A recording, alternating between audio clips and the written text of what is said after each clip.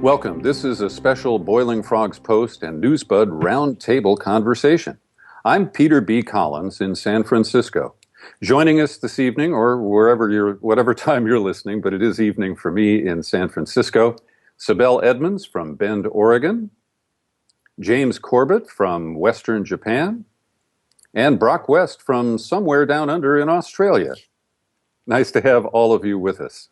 And today we're going to talk about Newsbud, and we're going to talk about it in the context of the presidential election campaign and coverage here in the good old US of A. And we have a little difference of perspective here, and we're going to share that with you because I think it will inform your understanding of what the mission of Newsbud is and how we are different from other media outlets.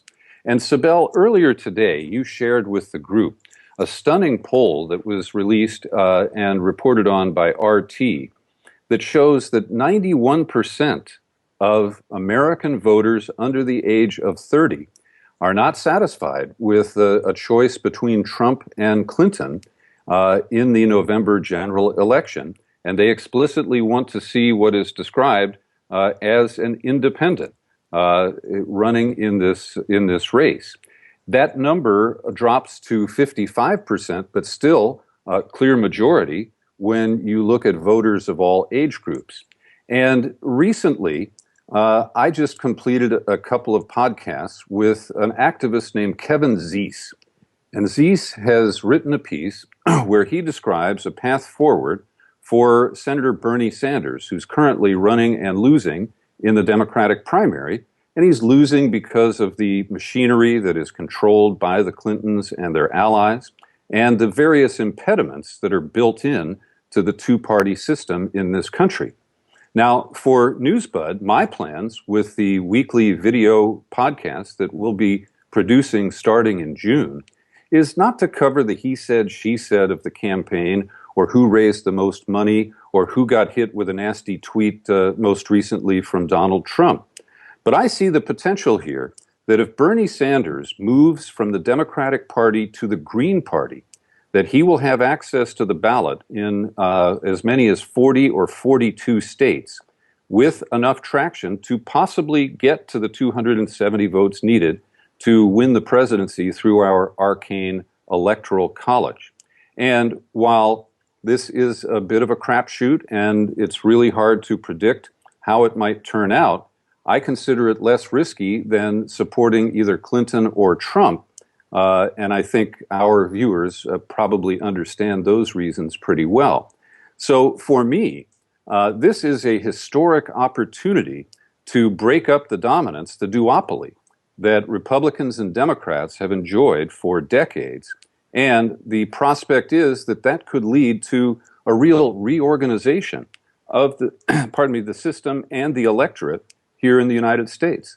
So that's my focus. Sibel? No, it's a very interesting perspective, and this is one of the reasons I like Boiling Frogs Post. I have loved it to have different perspectives within the same information news websites, and same thing applies to Newsbud as well, because you and I agreed on a lot of things, but in even this thing, for example, we have differing points, and we have been working together for 8 years. To me, that's a success story. For me and some other people that we have, it also boils down to the system. It's not only about the candidate. You know, you have the same system and you have different candidates. You end up having, even let's say you had someone independent succeeding and winning, you throw them inside the same system. You really can't expect anything to change. That's number one. And also, I think a lot of it boils down to the definition of independent, okay? I don't know exactly what people mean when they say independent, whether it's Green Party, Ralph Nader, or Sanders. I don't see much difference personally between Sanders and Hillary Clinton, and you may disagree with me, but as far as a lot of things that I have viewed as major problem, such as government spending and big government, I don't see how Sanders is going to be any better for people who stand for much smaller or even, minute level of government. So would I see it as improvement? The notion of independent parties sounds good and independent people, but then again, that may put this illusionary, false illusionary thing for people that that's the way to fix things. And I don't believe that is the way to fix it. You have to go really to the root causes of this thing. A good example, again, would be the media. People said, well, good. Now we have truthout.org, etc. They are not mainstream. They are alternative, right? Now we have been having this debate. Are they really alternative? So they were born, they were supported, and people cheered when they entered the scene as alternative. But when you get down to it, have we seen anything alternative? Or even if they meant to be alternative, they ended up entering it within a system that was the carryover from the mainstream. So, and this is why I thought this discussion would be interesting, because we do have these different perspectives, including perspective from Australia, where voting is compulsory, and we have James Corbett here, and I have listened to every single one of his programs, and I always tend to agree on this particular thing as well, in that when you have this far system and you're looking at some symbolic, or you get lost in the symbolism, this is how the system actually lasts. Because otherwise, of course, they're going to be calling us radicals, which I guess we are, according to them, when we say, hold on a second, you're looking at an entire system that is corrupt, and then you're looking at these tiny particles called candidate. Are we really talking about any change here? I mean, real significant change. Well, I don't think it will be revolutionary, but I think that because Sanders is running from the outside, he's challenging the establishment, and in particular, he has called out the corruption of our pay-to-play campaign finance system. Now, it can't be fixed overnight, but the other side for me, and let's be honest, I've been around since Nixon was president, and I've been watching the ups and downs of the American political system. I'm very cynical about many aspects of it, but I refuse to just step outside and ignore it entirely, because I believe that I've been able to impact it in different ways at different times. And I've also seen, for example, just one example that I'll offer is that when Sanders started running about a year ago, he talked about a $15 minimum wage, and everybody said, oh, we can't do that. All the Republican candidates flatly said no increase in the minimum wage. And now we have the two coastal states, New York and California, that have passed measures to increase the minimum wage over the next 5 years to hit that $15 mark. Also, we have candidates who were opposed to marriage equality, and they have had to change to catch up with public attitudes that have shifted. And so change does happen. It doesn't happen in a pretty or predictable way. And I prefer to be an inside agitator than a completely outside critic. And also, I just feel, like I said, that there is a unique opportunity this year. It's not just Tweedledum and Tweedledee. There is a chance to radically shake up the system. But let's turn to James and Broc and get their perspectives as well. James? Well, let me preface what I'm going to say by saying, first of all, I'm not stupid, and I realize there is a case to be made for gradual implementation of changes that over time can make a difference to society, and I'm not mocking or deriding that or ignoring the nuance of an idea like that. Having said that, that doesn't make for an interesting debate, so let me get to the more hardcore principles. Because ultimately, my position is not one of consequentialism. I am not looking at this as this plan of action will have this effect and it will benefit this number of people in this way, therefore it's slightly better than this way. I'm not into strategizing like that. I'm looking for the fundamental moral, ethical principles at play here. And I think it's twofold. One is that fundamentally, I am for the removal of violence and force as a means of getting people to do what you want them to do in society. And that is fundamentally what the political game is about. And so having 50% plus one or whatever magical number deciding that this or that person will be president and therefore, this or that policy will be implemented is only handing the keys to the kingdom to your worst enemies, because at some point, someone you do not want to have that position of power is going to grab the brass ring of power and wield it for their purposes. And at that point, you've already bought into the system. So you're going to have to say, okay, well, I guess 50% plus one voted for it. So I guess we'll just have to wait for our turn. And that is not a game that I think that I want to play, let alone that is beneficial for society to play. The other part of this is that the Pentagon is never going to dismantle itself. The multi-trillion-dollar military-industrial terror complex is never going to go quietly into that good night. Oh, I guess there are enough people voted for this, or a politician is telling us to get rid of, to disband ourselves. We saw what happened when JFK said that he was going to crack the CIA into 1,000 pieces and scatter them to the wind. They scattered 1,000 pieces of his cranium on Dealey Plaza.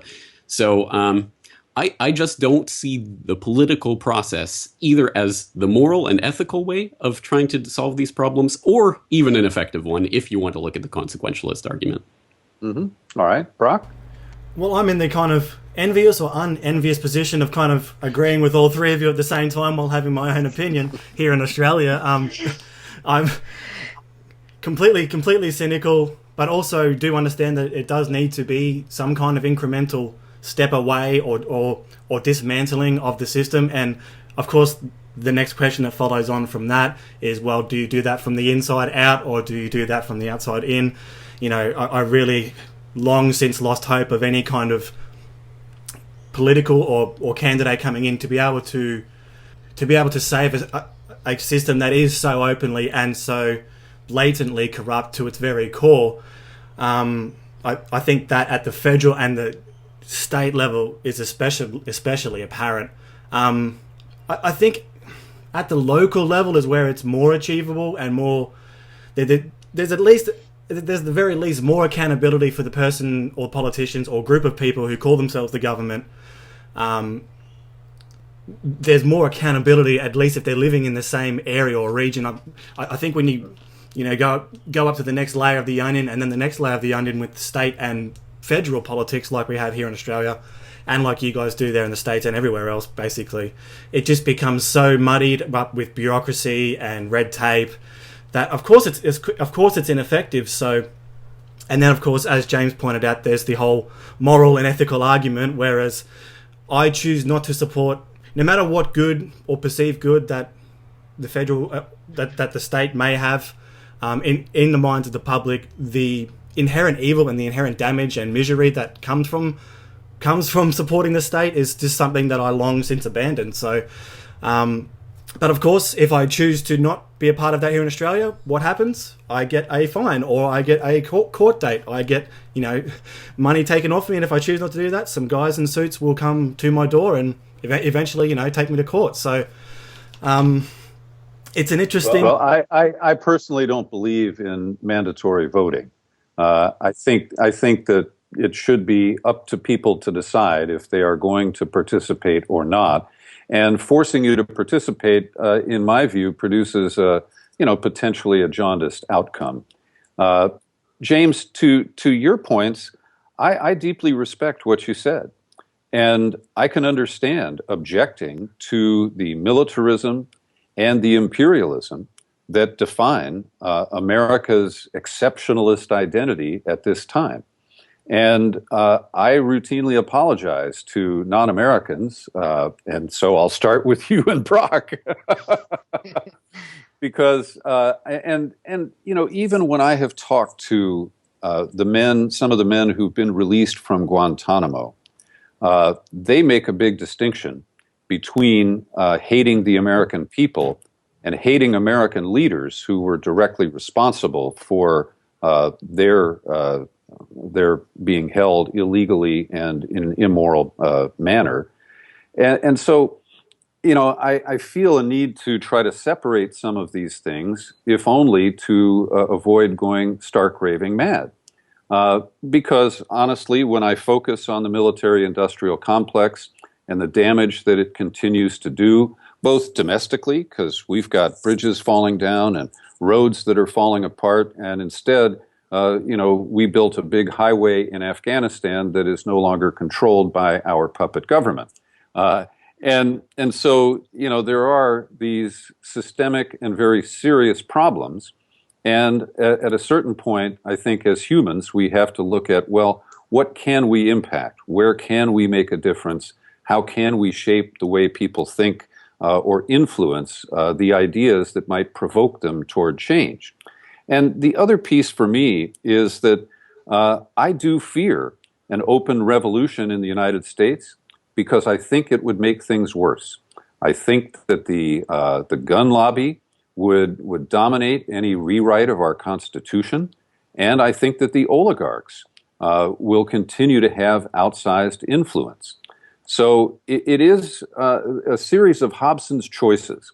There are no attractive alternatives, but this is the system that was here when I got here, and I'm trying to do my best to move it in a direction that I feel is appropriate. But I recognize that there are many honorable people who just throw up their hands and say, this is a waste of time, it is a totally corrupt system. And when you get into the issues of deep state and understand that the government we see is not the real government that makes decisions, that commits us to wars, that pursues imperialist adventures at great cost to many humans and to the ideals that we value. And so, for me, those are the contradictions of the human condition. Well, Peter, may I just push back on that? I do not accept your apology because it is not your apology to make. I would accept if, Henry Kissinger went on an apology tour to Cambodia and Chile and all the other million places where he's wreaked havoc around the globe, or Anne-Marie Slaughter in Libya and places like that, or the people who were responsible for that. But you are not responsible for that. And you accepting that so totally and taking it so totally into your consciousness that you would feel compelled to apologize to people for what the United States government has done in your name is the problem. People have internalized their enslavement to the point where they take personal responsibility for the things that are done by this monstrous system that has been created to rule over them. And that is not a healthy way of approaching this issue. I think that's really what I want to undermine, is this consciousness that people accept by buying into the system, by voting, by participating in it, by waving the flag, go Bernie, go Donald, go Hillary.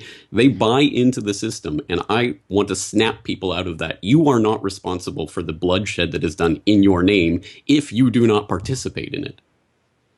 Well, that's a very good point. And I would like to again frame it within the media umbrella and the responsibility that comes with that, and our own personal biases, our personal favoritism coloring the way things are reported and put out there. And this has been one of the main reasons our website has stayed away from any of these candidates since 2008. I can tell you this, in 2008, I really thought that Ron Paul differed from the rest of them. And I'm very open and honest about that. But still, what I try to do consciously, I try to not to have anything on the side that reflected something personal and that personal leaning in any way. So if you go and comb through our website during this whole election stuff, you won't see, me interviewing people showing that how he is different, even though I believed he was one of those people who was truly different. Now, I don't believe that with Sanders, not even the least. But still, I kept it out there because that was based at personal level. And this is one of the things that I want to make sure that our website has, because we went through the same reasoning with that man, Obama. Okay, this was when people like Ray McGovern, Dan Ellsberg started attacking us openly, saying, don't tell people not vote because I don't even know who was the bastard who was going against Obama. Was it McCain? Who was it? Romney? It was McCain in 2008. Exactly. And guess what? We got someone worse than Bush. Nobody thought that was people who supported Obama, but Obama sounded different, didn't he? Did he sound like Bush? I don't think in any way he sounded like Bush. Didn't he talk about protection for whistleblowers? He has already broken record as the worst president when it comes to whistleblowers. He's the one who authorizes these drone assassination, extrajudicial killing. So what Obama as candidate said and got cheered for, had nothing to do with the person we got. And I don't believe that is going to be minutely different with someone like Sanders. But what happens is if our personal leniency ends up bringing guests who are favorable to Sanders and Bash, we are playing the same game. And I want to make sure that Newsbud carries the same integrity. We are not going to advertise for the system's man. And believe me or not, no matter what the words, every single one I see out there, they are the system's man and women. I don't see any difference, and I do not want that tone. I do not want that kind of leniency towards any of these people. And I do the same thing with Libertarian Party, whoever it is. I don't even know his name. We don't do that because that we are outside the system. We have taken pride of being outside the system. That's the reason we are different. That's the reason we have been putting the facts, whether it was Bush or if it's Obama or tomorrow it's going to be Trump or Hillary or Sanders. It doesn't matter. We're still going to be that outside the system because of the principles we hold. And so that's why I would like to frame it within journalism, because no, if they were to ask me personally, there is no difference. There will be no difference, because if that's what we believe, all we have to do is look at 2008 and see what people said about Obama. That media didn't like Obama. He was outside the system. That was actually part of the whole game. A lot of it is about reverse psychology. People want to have underdog. So it's showing Sanders, another guy, the system's guy, as underdog is a good thing. It's a positive thing. That's going to gain support. These are all trickery that the system has been playing, and they have been winning. I don't know why. Maybe it's the willingness, subconscious willingness. People want to keep falling for the same thing over and over again. At some point, you would think we would kind of stop and say, why are we doing the same thing? And doing whoever it is, Sanders or whoever is supposedly independent, is again repeating the same thing. People said Ross Perot was independent. Really, was he? All right, who wants to go next? Broc, you have a comment? Yeah, sure. I think I just want to go back to something James says before about the responsibility that the voter has when they do choose to go into the election booth or use the diaboled machine. I think it's a strange magic trick, a ritualistic magic trick that happens, is that there is responsibility, especially here in Australia, on us to vote. But as soon as we do cast that vote, all the responsibility of what that vote means then somehow vanishes into thin air. And that's where I really take issue with, because I know if I do vote for Party Blue or Party B, whoever it is, it's much the same here in Australia as it is in the United States. And dare I even say, the two parties here are even more centre and aligned than even the Democrats or the Republicans are in America, which is a scary thought. And then you've of course got the few independents that do get elected in. They of course have to vote or side with whichever party has power. But I digress.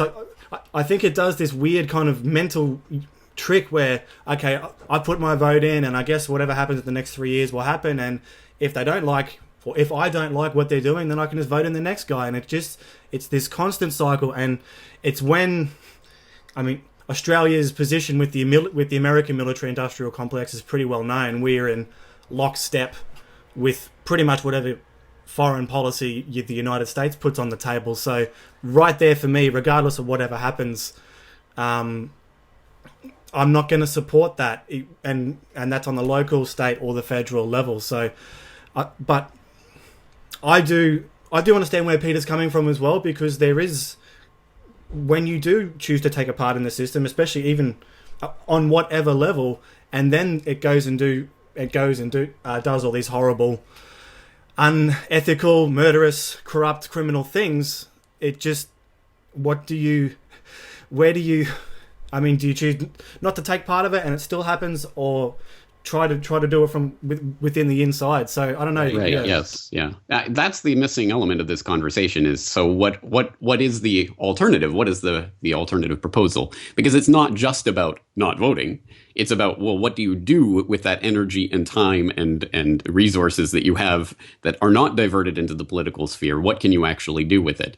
And from my perspective, if what I want to achieve is a world where voluntary interactions between human beings free of coercion and force and violence are not only the norm, but what is allowed in society, rather than what we have with this, government claiming the monopoly use of violence in a given geographical area, then how do we go about implementing that? And this is a case where the means are the end. The means are the end to what we want to achieve. If you think that voting and engaging in the political process is going to achieve that end, I think that's fundamentally mistaken, because all it will ever achieve is the maintenance of the bureaucracy and the idea that we are subject to the whims of this or that administration. So in order to achieve that, we have to go around the rules and laws that exist. And that's why I advocate the agorist principle of finding ways to interact in the counter economy. This is fundamentally where this lies.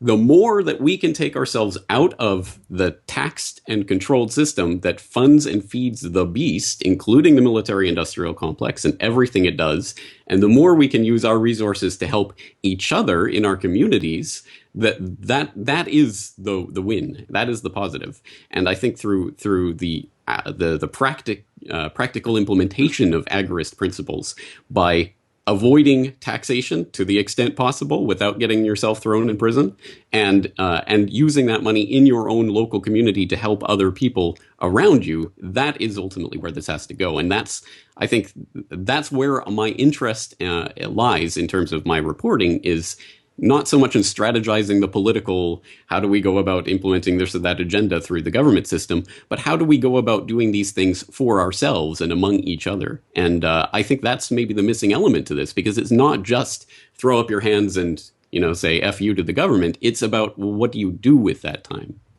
Well, James, first of all, I do accept your rejection of my apology.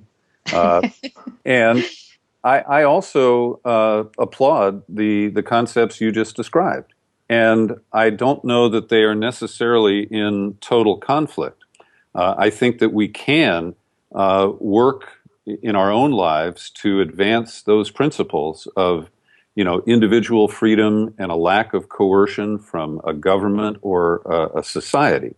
At the same time, I personally cannot just exit the building and turn off my concerns. And so, for example, this week I did a podcast about what's going on in California, where both the University of California and the state legislature are developing systems to sanction individuals who speak out in opposition to the policies of the State of Israel.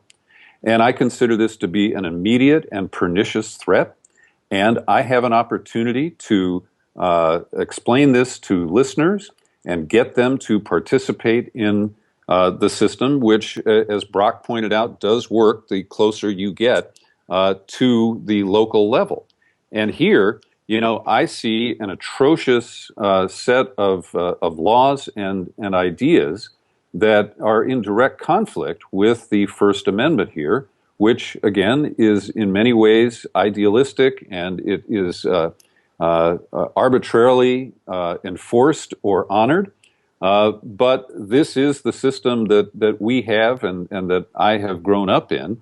And so, yes, I recognize the conflicts that you describe, but I do keep voting. I work as a political consultant to help individuals who I want to see get elected, get into office. And I have seen that does produce marginal change.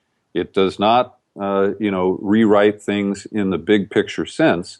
And I don't want to, give in to a sense of total helplessness. But at the same time, I have to concede that I'm not able to change America's imperialist policies or the outsized power that the Pentagon and those who profit from it have built I hope that over time there will be opportunities where we can cut the Pentagon budget and stop a war before we get involved with it. But at this stage, that set of systems is raging out of control, and there's no question about it. It's so easy to throw the baby out with the bathwater on that one, Peter, because it was the mass global protest leading up to the Iraq War in 2003 that, they were so massive globally, and I of course bought in and protested, and I thought that, how possibly with such a outlandish and public display of not only disobedience but resistance to this upcoming war, I thought for sure that the powers that shouldn't be would at least take a back foot, but it changed nothing, and from there, of course, my whole cynicism of the whole system became, was born, and then just kind of grew out of that, and I've kind of slowly started to get more leaning towards at least trying to keep it local and, more importantly, accountable. I think once you reach that critical mass or that non-accountability threshold, I think that's where it really starts to fall apart. But James, do you think that some kind of local body can work with an agorist type system on the local level?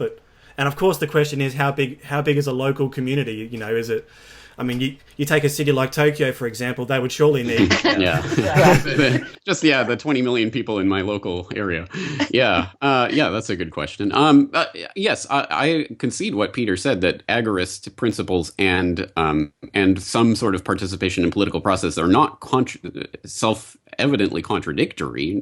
They can go together, and to a certain extent they have to, because yes, let's face it, we are living in a world with these governments and with these political processes that are going on that do dictate real things that impact people in real ways. So moving back towards reality a little bit and away from the ideals, we have to deal with that in some respect. So I think there is absolutely juggling that has to go on in terms of that. But if we do move back to a more practical level, Broc, I know you were telling me recently when you were here in Japan, you were telling me about a little thought experiment that you were conducting with some people back in Australia. Not scrapping taxes altogether. I mean, that's radical, but how about the idea if we just direct taxes to those things that we want to fund? And it was interesting, you were telling me about the responses you were getting to that idea from people there in Australia.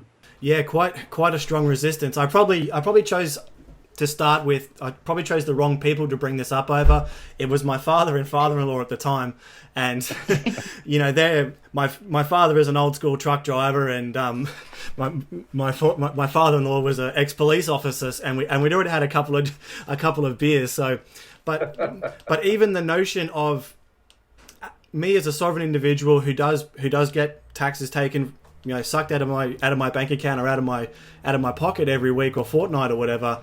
The very idea that I might actually have some control over where that goes in the society or the community that I live in was still so foreign and alien to me. It really took me back, and I still cannot understand why you would not want to remove this kind of magical power that we give the politicians and the treasurers and the tax departments or the Federal Reserve, the central banks, every 3 or 4 years.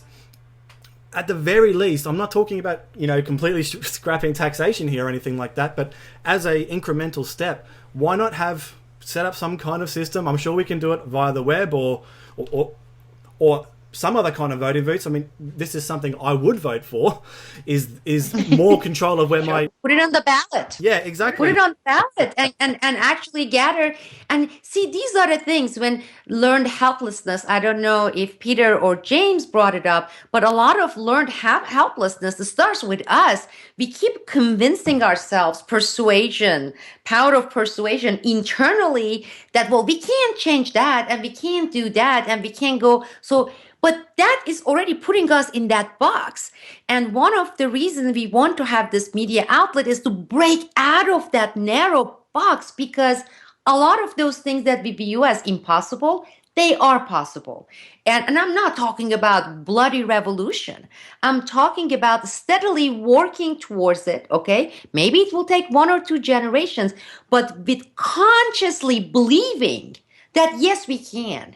and that we are moving towards that. I mean, it starts with that belief system that yes, we are capable of. We are not that helpless, and that is gonna be a great start. The other important point is what I see here, and what we have had with Boiling Frogs Post, and what we want for Newsbud, to be able to air all these different perspectives, philosophies.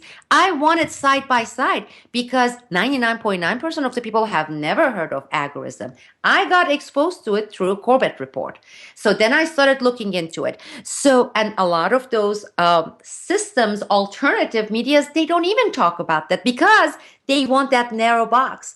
I mean, they want to have everything within that. One of our missions is to expand that from that little box and expose our audience to these different perspectives. Peter B's, Corbett's, some of our libertarian people or libertarian-leaning people in one place, and then see a lot of commonalities between these views, but also getting ourselves outside this leash that they have put on us and saying, well, that is too big of a change. We can never get that. I don't believe that. I believe we can. And I think that this conversation should demonstrate to the people who watch it that we are intelligent people with mutual respect, but different perspectives. And that is so unusual in the media today. The American media has become so stratified and branded so that you cannot operate outside of a very tiny box. And this is what I love about having, the 8 years that I've worked with you, Sibel, is we don't agree 100%. True. But you've never interfered with the work I do. Never. I've never tried to tell you, don't do that. Hey, this isn't right. And so that is the kind of platform that Newsbud will become. And this is where people who are just stultified by the narrowness of American media and getting hammered with just an A or a B, the false choices that are presented on a daily basis. And here we have a group of people who are willing to explore and go beyond our own experiences and the kind of narrowness that is often enforced on our thinking, and look for views and ideas that will challenge the people who become Newsbud supporters and subscribers. And so that's why I'm excited to be involved with this. And nobody in this panel has to win this argument. We don't, we don't have to prevail. This is the kind of creative and intellectual tension that I think is really important so that we are serving the public and that people will call me out and say, hey, Peter, you in the tank for Sanders? And if I hear that, I'm going to respond to it. I have to interrupt, Peter. I mean, because you summed it up so beautifully. And for me, I consider myself really fortunate. You said since 2008, we have been working together and respecting our differences, and so many people just can't do that. We were just involved in the coverage of this Malheur case, which you covered, Peter, and you interviewed people because what was happening here in Oregon with the protest and then the Finicum shooting. But I had, for the first time, because we had a little bit expanded, some people coming and saying, if this side covers this particular thing from this people's side that they're doing that, I'm not going to have anything to do with this side because I lost 5 subscribers from Oregon who didn't even listen to the interviews that I did. They simply saw the text description of what was contained in the interview and immediately fired off an angry email saying, if you're going to talk about that, I'm not going to listen. And if you're going to interview these people, I'm not going to work with you. It's not going to happen. And guess what? None of those ultimatum has ever worked because we do have this voluntary-based partnership, meaning you don't like it, you will never be part of this because we don't go with ideologues and we will not operate based on ideologues. And that's one of the things I respect the most when it comes to Peter B. Collins and working with James and working with, people that we have been together throughout these years, It's not that ideologue, narrow-minded. You want to be inside an echo chamber?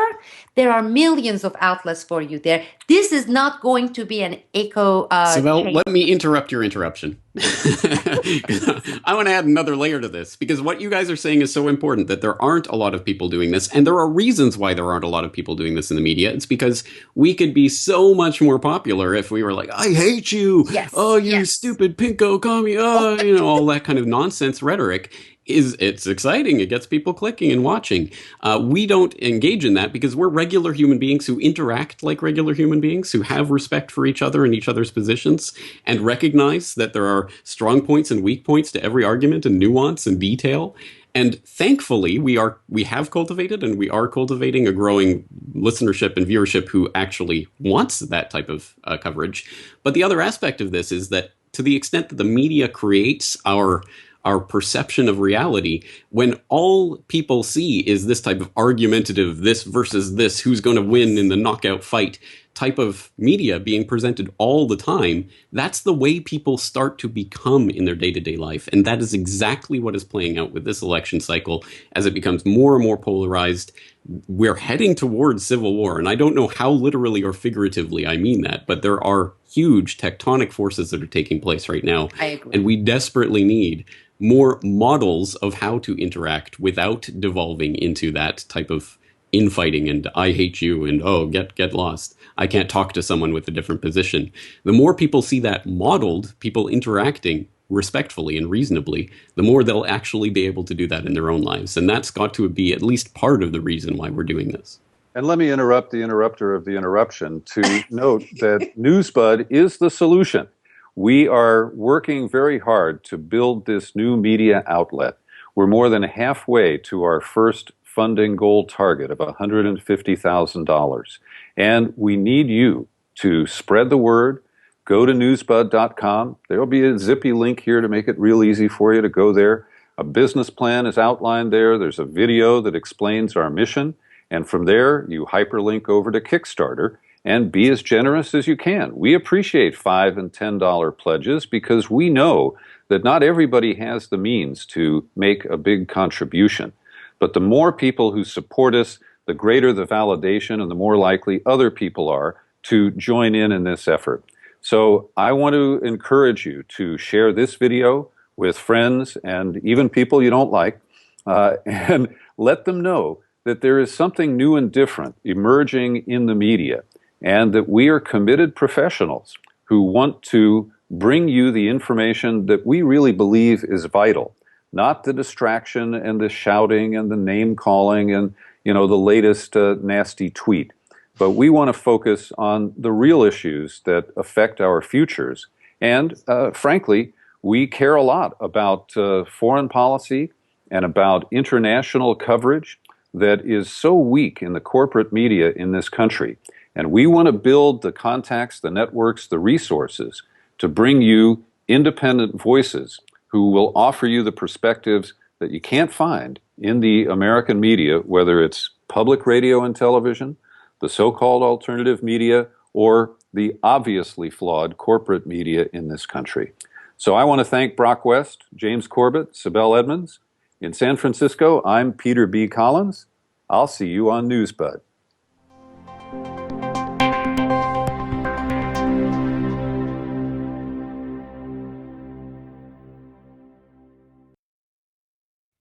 We all know the problem. The FBI announcing that it has found the passport of one of the hijackers. We heard a short burst of machine gun fire. They found supplies of what they call Viagra. Forget the conspiracy. Listen to our government agencies. These guys are telling the truth. We all know the solution. Newsbud will be uncompromised and uncompromising in our independent reporting. To be able to untangle all these different tangles and to help people understand, and not only understand, but also motivate them to take action in their own communities. And that's what we want to do it as journalists, and we don't see anyone else doing it. The solution is us. Together, we can help create a 100% people-funded online media outlet. This is Newsbud. headed up by award-winning activist, publisher, and author Sibel Edmonds, in partnership with a network of seasoned and international producers, editors, and independent investigative journalists. Newsbud will offer original stories and investigative reports, video podcast productions, editorials, and discussion forums. Newsbud's first attempt at crowdfunding earlier this year met with resounding support, and the pledges flooded in, but it wasn't enough to meet the project's goal. Rather than give up, Newsbud has changed its funding strategy and launched a new campaign. This time, Newsbud will raise money in 4 phases over 18 months. The first phase will raise $150,000 in 45 days and will pay for Newsbud's core content production and development team. As a result, the team will start delivering programs and articles in early June so everyone can check out what is being produced before the campaign is even over. Once it is fully operational, Newsbud will be a subscription-based service. People can subscribe and have full site access for $60 a year or $7 a month. But Newsbud's content is meant to be open for everyone to access, so everything that the team produces will be available for free 2 weeks after its initial airing on the site. Tired of getting your news from sources funded by mega corporations? We're not going to any foundations, we're not courting advertisers. We are going directly to the public to avoid the kind of conflicts and compromises that occur under the corporate media models that we have in the U.S. today. That's what's exciting about Newsbud to me, is having a solid team that has our back, that everyone plays their own role, and it could be a very successful operation that I'm excited to be a part of. We are talking about a platform that is so needed during this ticking bomb time frame that we are in. Newsbud, 100% people-funded media, where media integrity matters.